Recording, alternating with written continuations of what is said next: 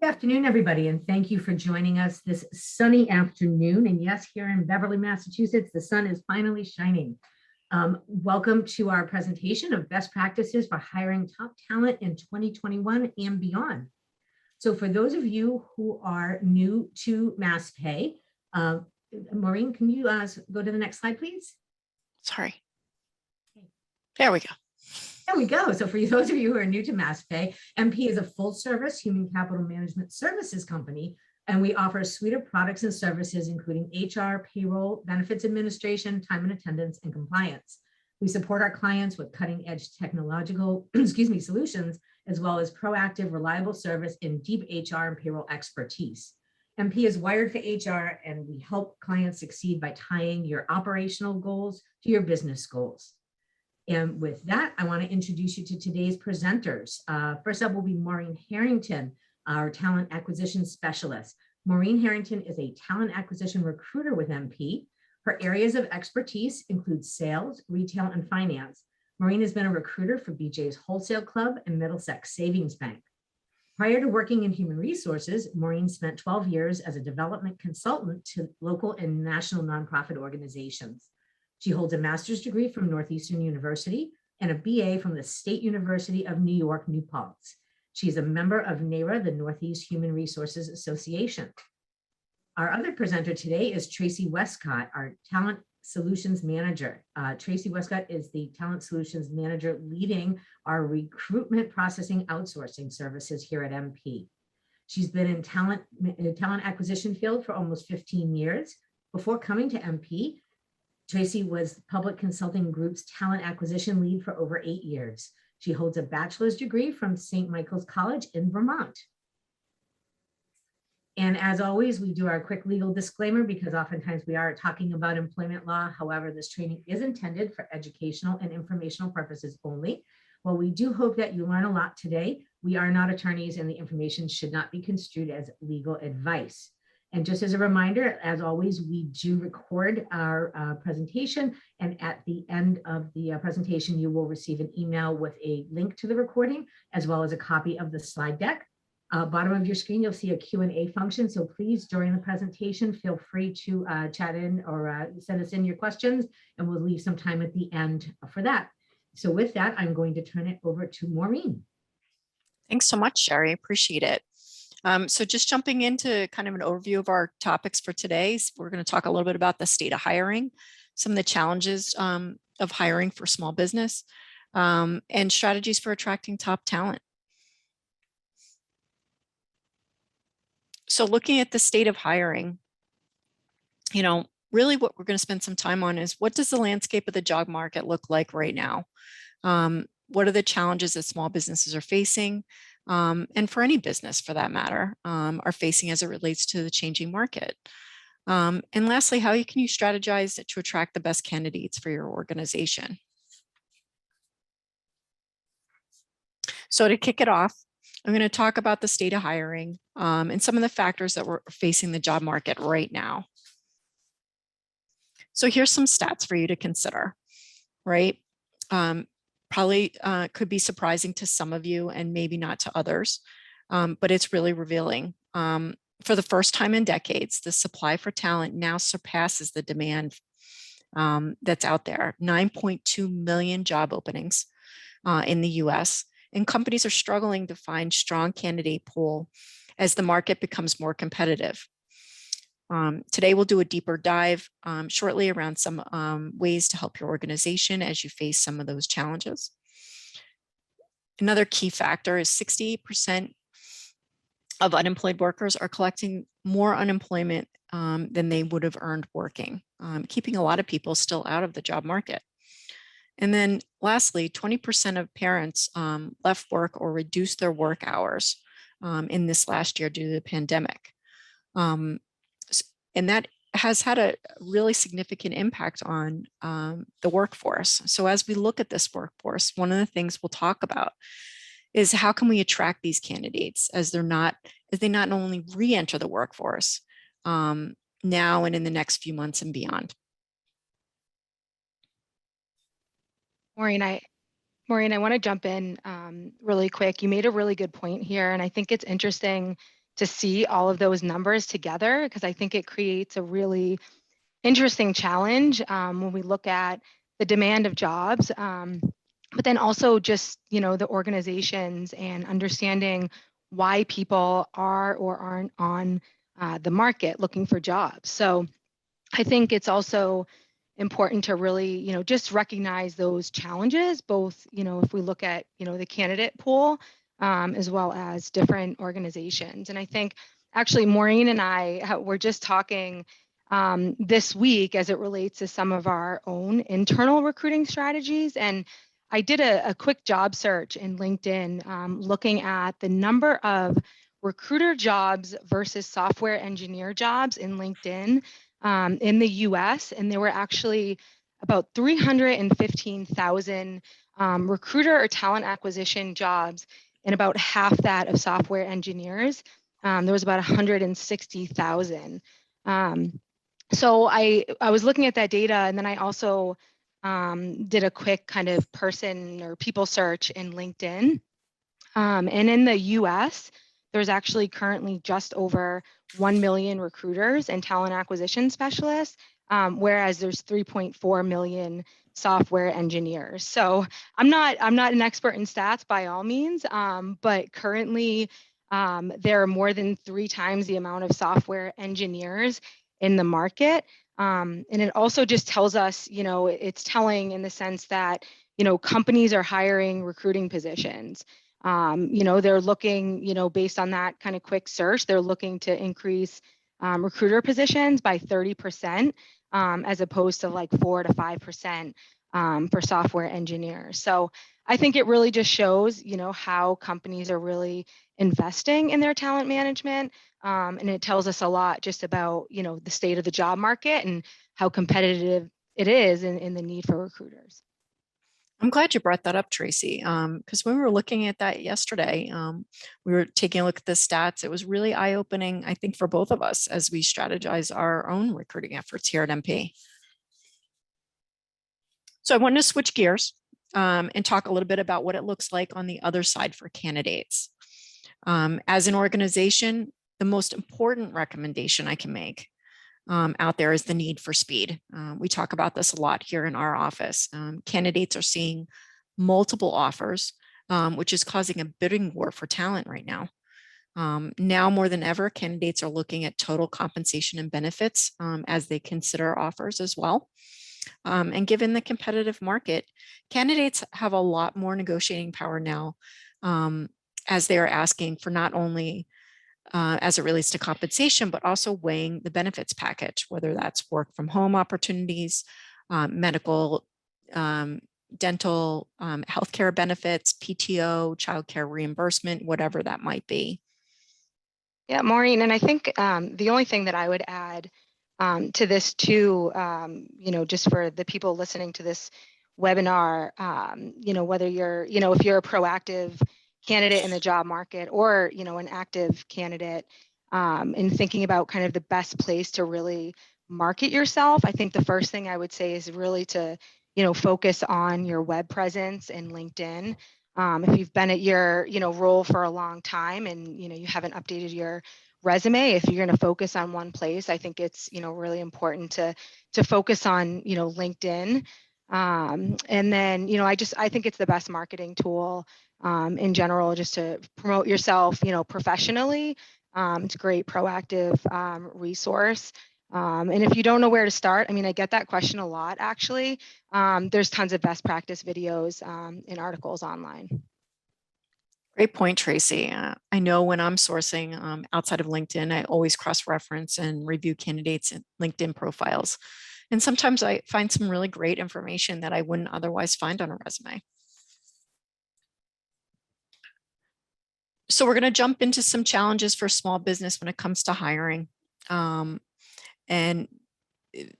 really, now given the state of hiring in the candidate market, I really think it can be applicable to any business of any size. So one of the first challenges is limited funds. Recruiting and talent management can be expensive for a lot of different reasons. When it comes to a strong recruiting strategy, the primary costs around hiring can be a recruitment team and determining the right technologies that make the most sense for your business. As a small company, you may only hire a handful of folks on the team every year, and that can be really costly if you don't have a budget for a dedicated recruitment team. And the ability to purchase sophisticated recruiting technologies like an ATS. And we'll go into some other ways you can tackle that in some of the later slides that we have coming up. For some of the people that, maybe they're not kind of used to the back end tools of, the day-to-day recruiting, what are some of the different, recruiting resources? Can you talk about that a little bit, just to kind of show them or tell them what some of the stronger recruitment teams, utilize? Sure, absolutely. We aren't just talking about ATS systems or applicant tracking systems anymore for recruiting. As you know, the team here at MP, we rely heavily on our ATS and LinkedIn, but to gain a competitive advantage, it isn't going to cut it in the long run. It's important to utilize other sourcing platforms like artificial intelligence or AI, targeted marketing campaigns, and actively staying up to date with compensation data. So thinking about using a detailed compensation tool, especially now as we think about the shifts to remote workers. So where we might have looked at compensation based on an actual location, now you're looking at an entire workforce that could be based anywhere. So like I said, as you know very well, these products are not cheap. And I'll go back to my earlier points here. These systems are wonderful tools, but as I said, the key to a strong recruiting process is when you find a needle in the haystack is to move really quickly and maintain your ongoing communication with candidates. So we'll like to talk about the cost of hiring and training. This seems to be a never-ending topic as it relates to talent acquisition and talent management. But as we said, it's expensive to hire people, but it's also costly to hire and train staff. I've always said in my years of recruiting, your best hiring strategy is one to retain. The estimated cost of a hire is usually 1.3 or 1.4 times their salary. So, think about that. It's cheaper to train and retain your current employees versus having to deal with turnover. The factor in lost productivity when an employee leaves is something to consider as well.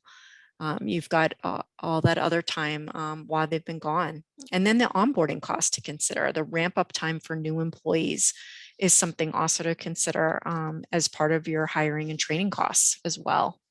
Maureen, oh, sorry to interrupt, but on the topic of just, retaining, and training, I don't know if you've seen, but we did a great seminar or webinar back in May with Taryn Abrams about employee retention and strategies, to prevent burnout.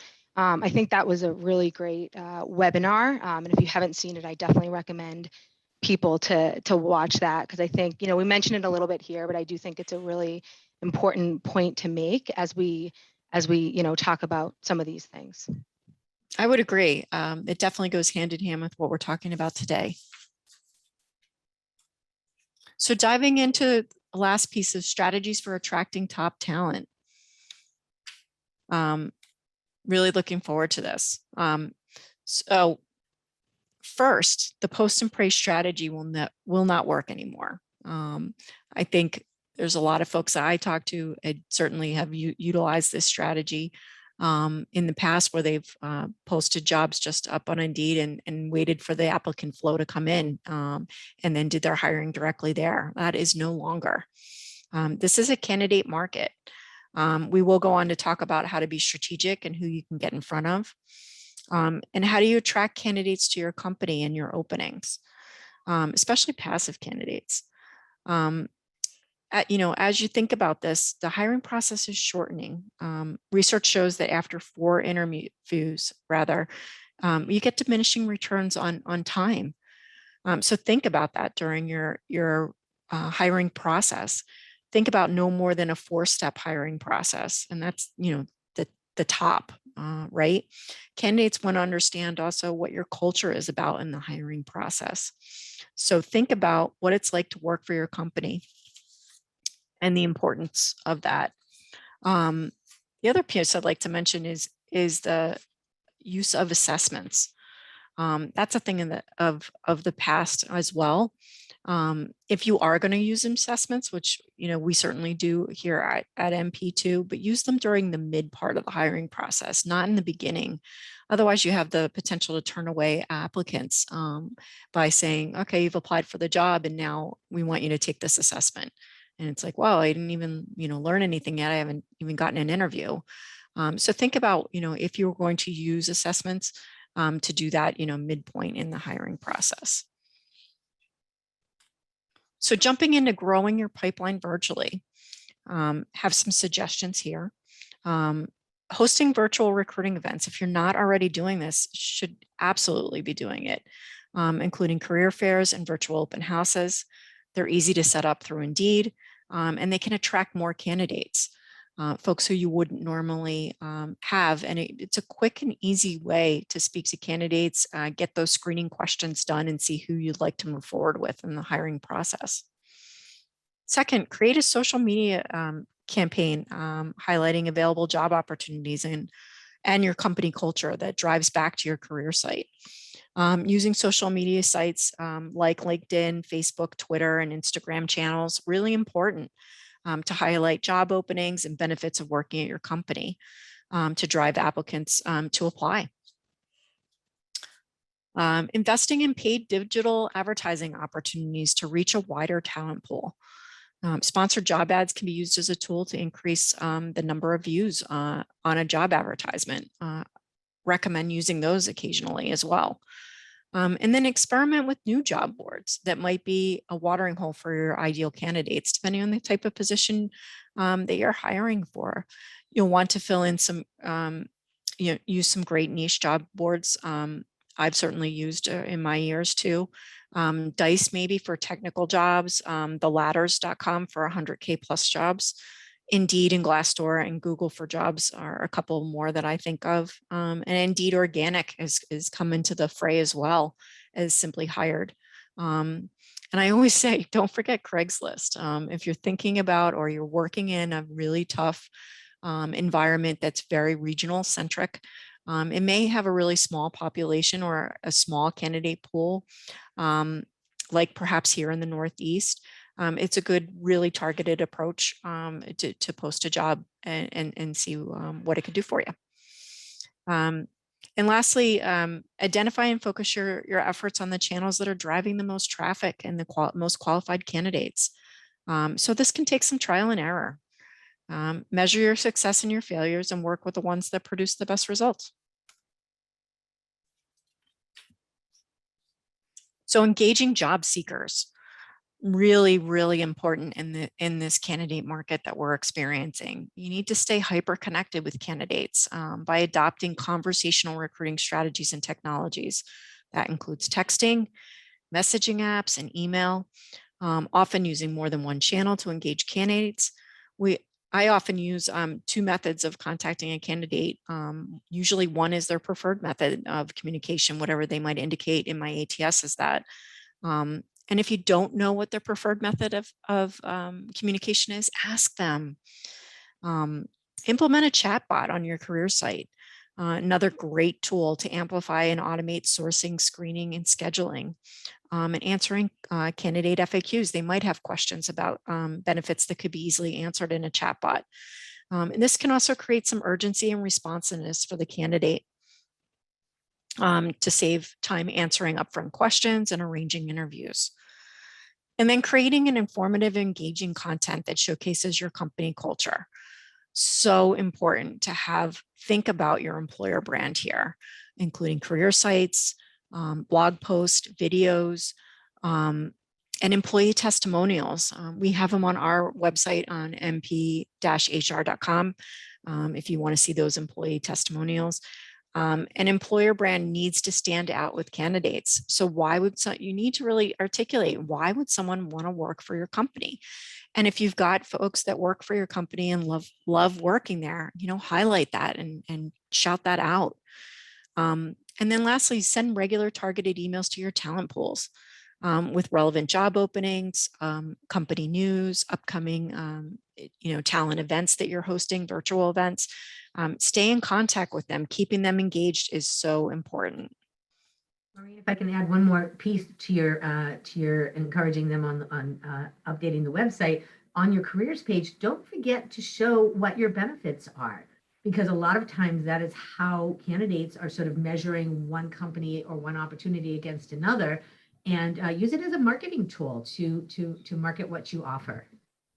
Great point, Sheri. I absolutely agree.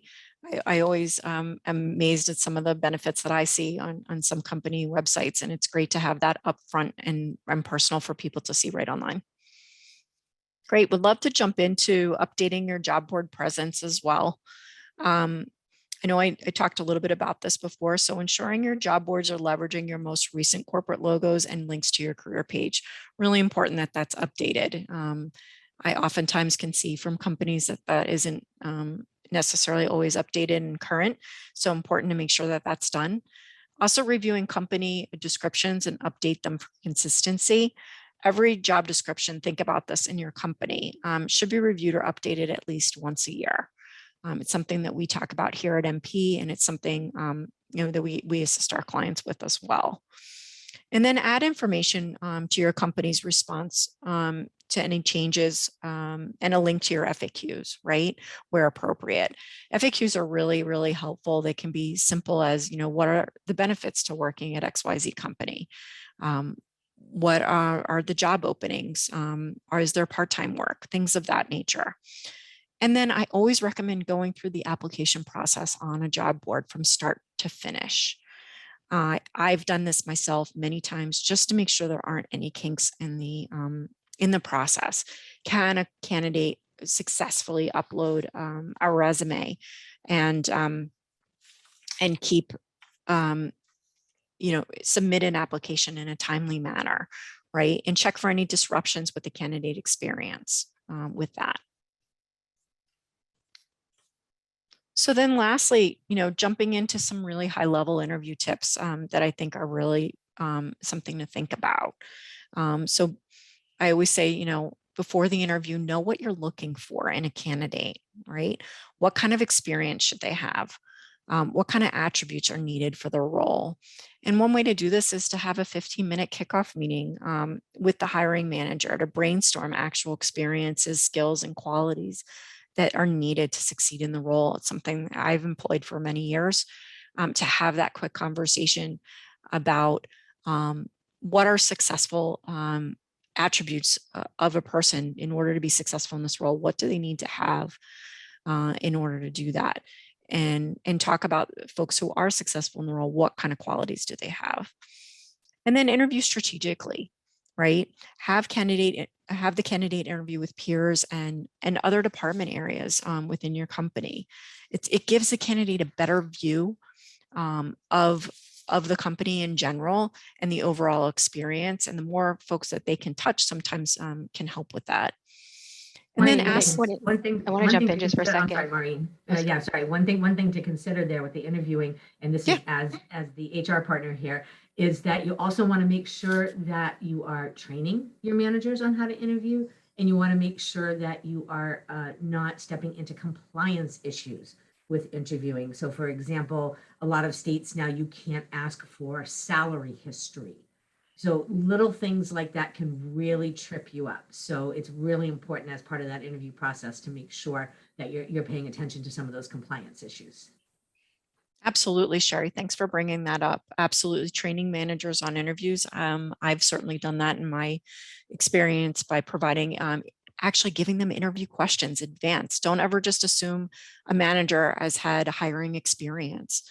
So giving them those questions, those 8 to 10 questions, a list of them in advance to ask the candidate can be really helpful.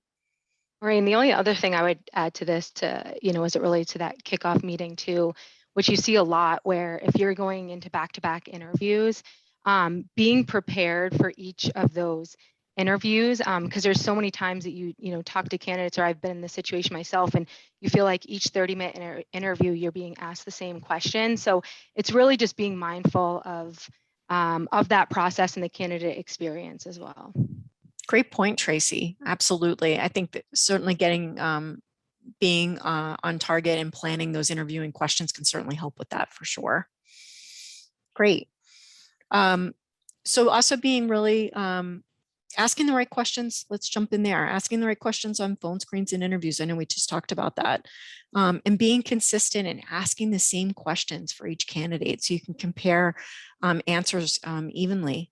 Really important. And that's, as Tracy said, you know, having prepared those questions in advance is really helpful with that. And then being specific, making sure the role is well defined and the criteria is clear and attainable. I always say even superstars can fall short when expectations are unclear. And then I would look for patterns in a resume, right? This comes up a lot for hiring managers for sure. Have they changed jobs every year? Keep in mind, you know, hiring has changed. People have changed, right? They're no longer staying in jobs for 10, 15, 20 years. And if you're concerned about movement on someone's resume, ask them about why they left the job. Dig into those questions. And then location matters, right? Check in with candidates to ensure they'll be happy with the work environment and the location. With such a strong shift to remote work for a lot of folks here in the US, think about the role regarding being hybrid. Some days in the office and other days working from home. A lot of people work from home during the pandemic, as we know, and they're looking for a new role that will offer a similar environment, or at least a hybrid one for them. And then harness your network. Reach out to others who may know the candidate, right? And see what they have to say. You know, shoot them a message on LinkedIn and say, "Hey, was chatting with so and so. Didn't know if you had any thoughts." And then think about skills can always be taught, right? So having a good fit with a company is really key and important, and it can lead to really good retention. But, you know, think about those skills that can be taught. But if there is a good fit with a company, you know, sometimes that can outweigh that skill piece. So I'd love to spend some time considering the candidate experience. You know, the hiring process has changed. We've been talking about this, you know, so far all day today, right? It's a candidate market. Employers have to move fast in the hiring process. So keeping candidates updated on your search. I know I mentioned that before. I do multiple emails to folks and in terms of, you know, just a quick touch base. Still working on putting together the next interview for you. Just wanted to keep you apprised. So think about that. Always think about the candidate experience, and every time you're thinking about a communication, you know, in the hiring process. And then ask questions, right? Get to know your candidates as well. Even though we're doing a tremendous amount of virtual hiring, you know, it's still important to have that warm and fuzzy time, as I mentioned, with candidates of, you know, I see you're in Nevada. How's the weather there today? Things of that nature that you might not be face to face with them in an office, but you can still have that casual banter to develop rapport.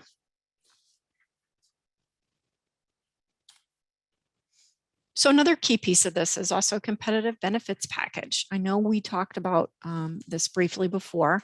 So, you know, in having conversations and seeing what's out there in the market, you know, care benefits are becoming mandatory, not optional, as we move forward in this market since COVID. So being able to attract talent to your business is really important. So a competitive benefits package that includes child care credits and competitive wages matter in this market, and they matter to bring on top talent. So, you know, they're not optional anymore. They're more mandatory rather. And there's ways to do this with and without a cost associated with it. So small businesses faced a tension of controlling costs and investing in talent, right? Especially since COVID. So, you know, attracting the best embraced people require these kind of benefits. So giving the employees benefits that they value, so they'll be more satisfied at work, right? And that'll reap benefits by missing fewer work days, are less likely to leave a job, and have a higher commitment to the company. Research shows that employees who feel their benefits needs are satisfied, that they're more productive. And a happy and healthy workforce is a productive and a loyal one. And who doesn't want that, right? So, neglecting to offer your employees benefits they might want could appear good for the bottom line in the short term, but the long term, it'll backfire on you. A happy and healthy workforce is a productive one. So something to think about, how to invest and grow your people is really important when it comes to benefits. So let's dive in a little bit more, right? Family-friendly care benefits.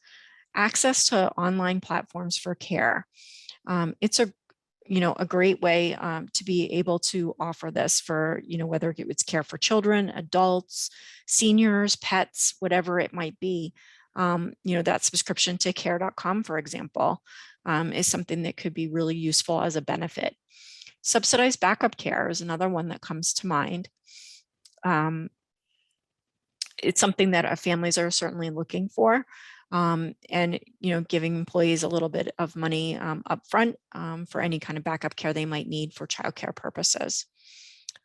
Gender neutral paid family and medical leave, as well as flexible childcare spending accounts. If you don't have those in place, certainly something that really, really helps with bottom line. And also including discounts to childcare and senior care centers. These are not typical benefits that we would have thought about, 5, 10, 15 years ago. So something to think about. Right. I know, Maureen, from a personal perspective, and for so many that I work with, so many clients that I work with, we have a whole generation of us that are caring both for, kids and also for our aging parents. So those opportunities to be able to care for your loved ones. And a lot of times those don't cost extra to the employer. It's really just taking the time to reach out to the facilities in your local area and finding out what kind of discounts that they can offer your employees. Oftentimes it doesn't cost you a thing, except just some time, a little investigation on your part. Great point, Sheri. And also there's some great national networks that provide those kind of benefits too, of a 800 number, that folks can call. So thinking about signing up with a more, for folks that have more of a national presence or a larger regional presence, something to think about too, where they can do that research for them. But it gives them that opportunity to call that 800 number and speak to a professional that can identify those places that you mentioned, Sheri. Thank you. Great. So some low cost, no cost options to consider. Building flexible work schedules. Work has changed. Whether or not someone works 9 to 5 isn't necessarily indicative of what of the work that we have going on today. Can you be flexible with your time? Can they come and work 10 to 6 or 12 to 8? Some companies are offering unlimited paid time off to their employees as well. I know I've read studies on that in regards to their offering unlimited paid time off, and folks aren't even taking as much as you would honestly think they would be. But it's the idea that they have the time if they need it. And then expanding PTO to care for a child or a family member. Really important if you don't have that in place, something to consider to be able to take that time off for those reasons as well. And by giving employee these benefits that they value, they're more satisfied, they miss fewer work days, they're less likely to leave a job, and they'll have that higher commitment like we talked about. And they'll be more productive for you. And that's the bottom line, regarding that. So I wanted to jump in, to Q&A and let's see what we have. Sheri? Yeah, well, and there's still time. If you have some questions for Tracy or Maureen, you can just click on that Q&A feature at the bottom of the screen. We do have one question that came in thus far, and it says, as a recruiter, how have some of the conversations changed with candidates since the pandemic? Great question. Yeah, certainly what's come up for sure has been about benefits. I am finding the conversations that are happening around benefits is coming up sooner in the hiring process than later. So on those initial phone screens, folks are asking me about what kind of benefits the company offers, when they'd be eligible for those benefits is another question that comes up. Is there a wait time for those benefits? And what does that look like? And then the total compensation package as well. So, is there a bonus plan?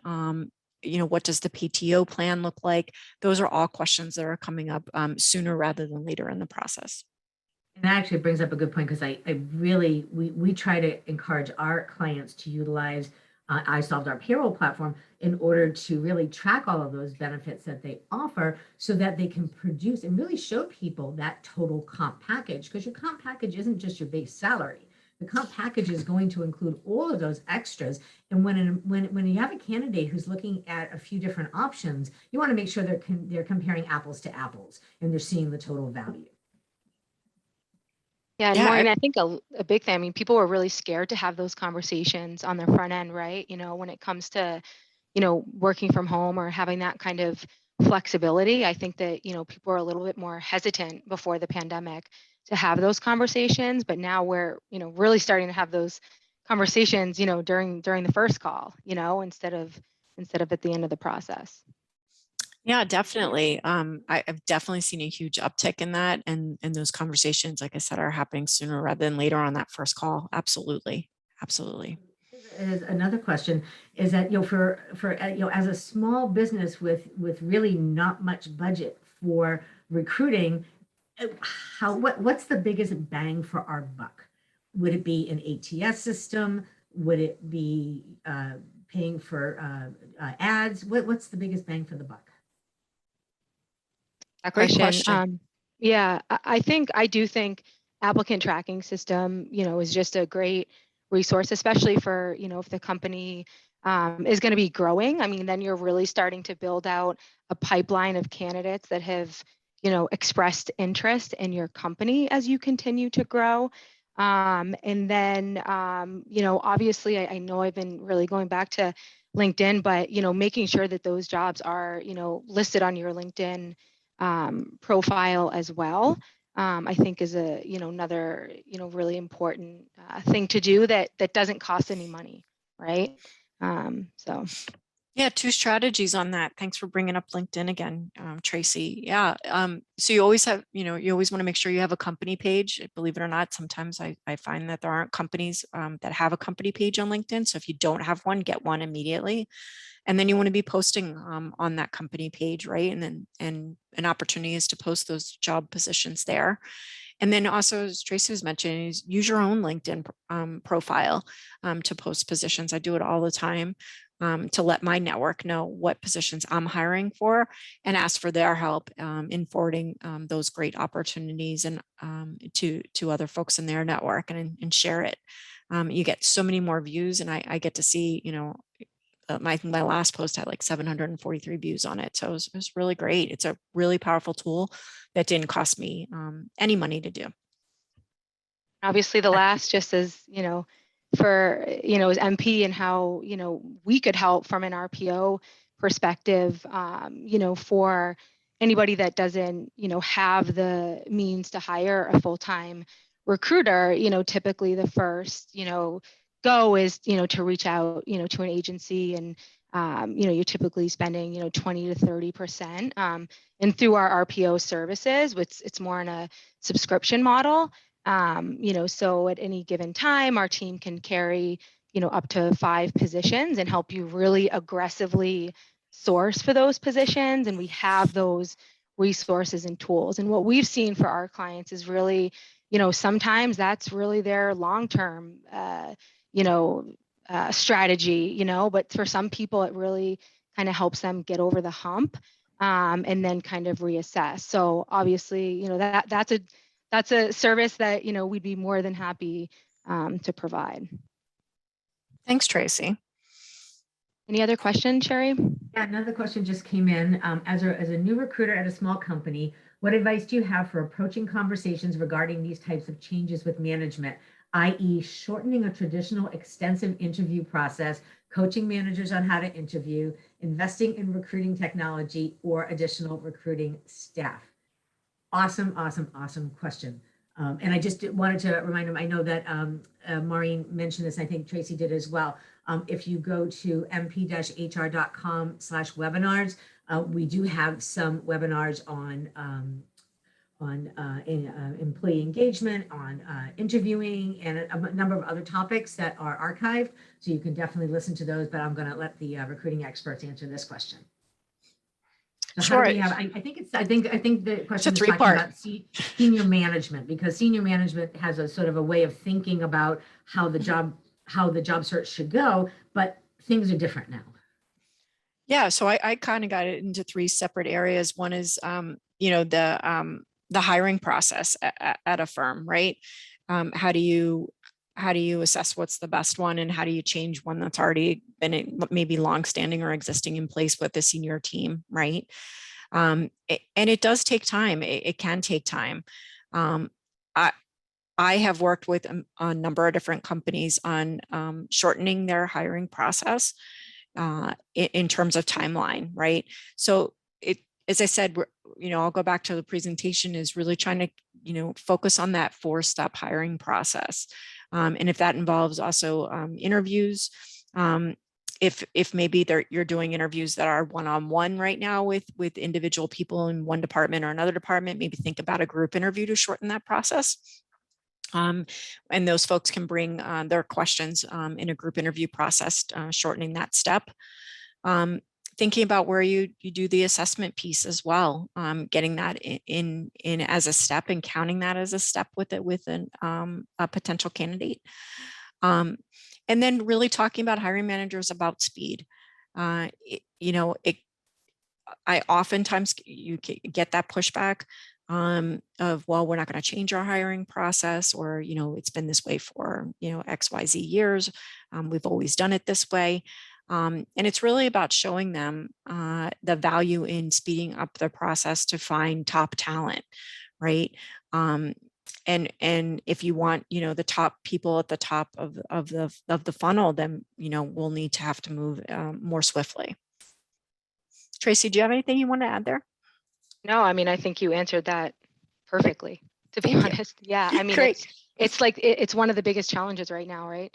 I mean, Yep. Maureen, you and I have the conversation almost every day about how we can get people in quicker, and it's tough right now because it is so competitive. So yeah, move with speed. I Yeah. say it all the time. I do it myself. I had a candidate I interviewed this morning, and I've got scheduled for an interview with a client this afternoon. You even just, knowing people's schedules in advance, being able to plug and play people very quickly can condense that hiring time. And I always ask, one other thing I'll bring up too, I ask candidates more so now than I've ever done before, about, where they are in their job search, right? Are they just, in first stages of talking with companies? Are they in a second interview process with a number of people? Are they just kind of toe dipping? Where are they? So that you get an understanding of what their urgency is as well. So understanding the candidate urgency is important too. Sharing that with And them. then by making sure that you are, as Maureen says, really jumping on things. You interview this morning and then have that candidate set up for a second interview this afternoon. That speaks volumes as far as the candidate experience is concerned. It says loud and clear to the candidate, we are very interested in you. If they are waiting for another interview that they had yesterday and they still have not heard back from them to schedule that second round, that puts you up at the head of the class. Absolutely. I think he was flabbergasted that we were able to get together with the CFO this afternoon. So I know I shared with you, just assisting my daughter on an online, application process. It was a 20-minute process to just get through the assessment. And that was the initial application process. 20 minutes in, we stopped and said, okay, this is obviously not the kind of company that she wants to go work for. So right. That candidate experience is so important. Absolutely. And to get back on topic too, with the question from our audience too, regarding coaching and investing in technology too. I know we talked a little bit about the investing in technology, having a robust ATS system. There's so many systems out there, folks, hundreds of them. There's always great free trials to try. there's some really simple ones that can be used.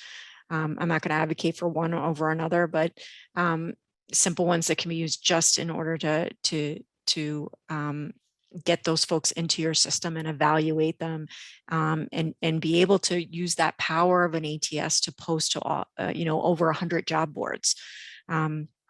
That is an incredible thing. There's no way as a recruiter or a talent professional, you could post to 100 job boards. So really important to be able to harness that power. And then the coaching piece, I know I touched on it already a little bit, coaching those hiring managers. Part of the job of a talent acquisition professional is about coaching hiring managers on hiring, right? They may be great managers or really adept and skilled at what they do day to day, managing a team, but hiring might not be their strength. So giving them the tools to be successful. Think of yourself as an advisor. I always do. To these folks, to provide them with questions. Ask them when you're doing those kickoff meetings about what it is that they need from you in order to be successful to make this hire possible. Can I give you questions? Can we role play? Things of that nature, and doing that coaching and see what they're open to. I've utilized and employed all of those strategies in different times or another, depending on the seniority and the openness of the hiring manager to learn more and be successful, and setting realistic expectations around that as well. One question that comes up a lot from the clients that I work with here at MP is there's this bit of a sort of a hamster wheel they can't get off of, where they're so short staffed, they don't have time to do the job, to really do the recruiting job, and then also to do the interviews and get people aboard. And so it's like a vicious circle, is that we don't have enough staff to do it, but we can't hire staff because we're not making the time to do it. What do you say? What do you say to the clients that you work with? Yeah, and I think that really is a great point, Sheri. It gets down to hiring process at that point, right? Is to say, if you've got so many people stretched and not enough time, think about how can we utilize the hiring process and shorten that and make it as effective as possible to not tax as many people as possible and still get the same result, right?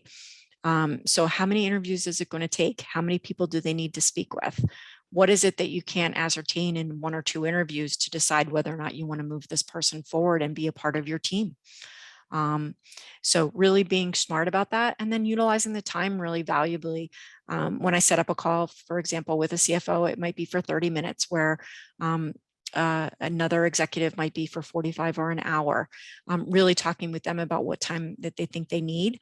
And setting the expectation with the candidate too about how much time they might need as well. How much time you're booking. So managing that time and managing that hiring process is so important. And keeping that, not extending that into, weeks, months, and, I'm not going to say years, but, keeping it as short and sweet as possible, so that you're engaging that candidate quickly, moving them through the process, and then coming to them, if you want to move forward with an offer as quickly as you can. And another good question sure. that came in. What are your thoughts on video interviews, asking candidates to video record answers to questions? Great question. I think it's great. I know it's something that, we utilize here. And I think that, even more now, just having the, on-screen presence is just so important. And I think that, and depending on the role, it really can give, a company an idea of, some of those, kind of more soft skills, that you would get in a face-to-face interview, that, you wouldn't get without it. Right. So I think about video interviews, 2 different ways, right? One is those pre-recorded ones that you can set up, that some people employ, and they come up with 4 to 5 questions for the candidate to ask. It's kind of like a pre-screen. So that's something that could be done, or you could talk about doing Zoom interviewing face-to-face. It's really a face-to-face, but it's on video. There's some great technology that's being deployed. I think most people are comfortable at this point with Zoom, Microsoft Teams, other video capabilities that are out there in order to connect with people directly. Hey, Maureen, you and I had a conversation yesterday, I believe, and I think it's worthwhile to maybe share with our audience here, is talking about before people used to come into the office and interview, and they got exposed to what our company culture was like, and the people, and you could see the interaction. And now we're doing everything remotely, electronically. How do we kind of get them feeling like they're still part of that same, they're still getting that same feeling from the company when we're doing it via video? Yeah, it's great to employ and bring that company culture into that interview process for sure. I always kind of, blend it into my conversations when I talk about our clients, and talk about the kind of leadership that they might have, the environment working there, where the office is located. Giving people those pieces of information is so important, that they might be looking for, as you said, some of those soft things, right? So they're not physically necessarily walking into an office, and seeing the walls and seeing the office environment and where they might be sitting and where other people are sitting. So it's really, bringing in that company culture, talking about values and the mission of the company as part of your interviewing process is really important.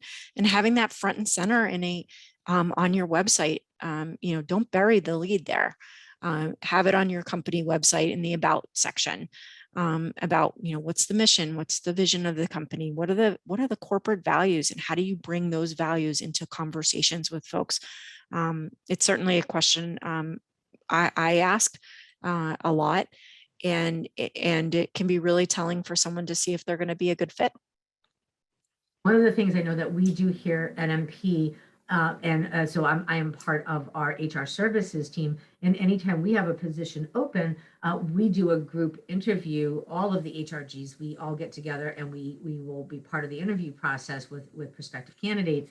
And what that does is, and again, especially because some of us are remote right now, or most of us are still working remotely, is it gives that person a sense of what our team is like, which our team just happens to be very awesome. And we really enjoy one another, and that comes through so loud and clear when we're doing that interview process that I will tell you that we have never extended an offer to somebody to join our team that hasn't accepted the offer. And I really think that group interview helps really solidify that, because they get a sense of what kind of team that they're going to be joining. Absolutely, great point, Sheri. That's what I love, the purpose of those group interviews. It really does drive the team environment home, to see how people interact with each other, the number of people on the team. They really kind of get a sense of that. People want to know who they're going to be working with. They just do, and that's just like you would in an office environment. So you got to be able to translate that into a virtual one.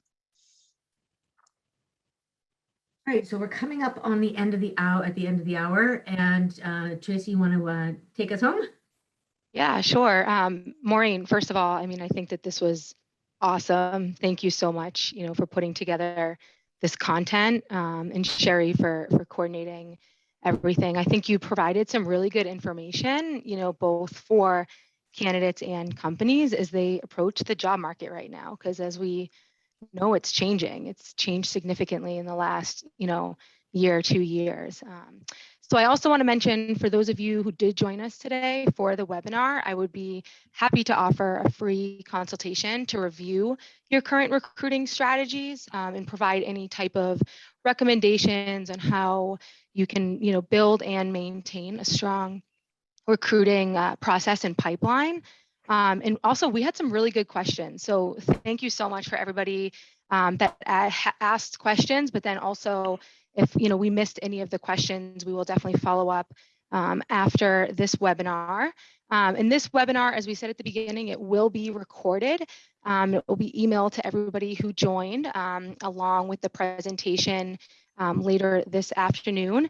And then also next week at the same time at 1 o'clock, we're going to have another webinar to learn about the latest HR employment law legislative update. So that will be really interesting. But yeah, so thank you so much, everybody, for joining us, and have a great rest of your day.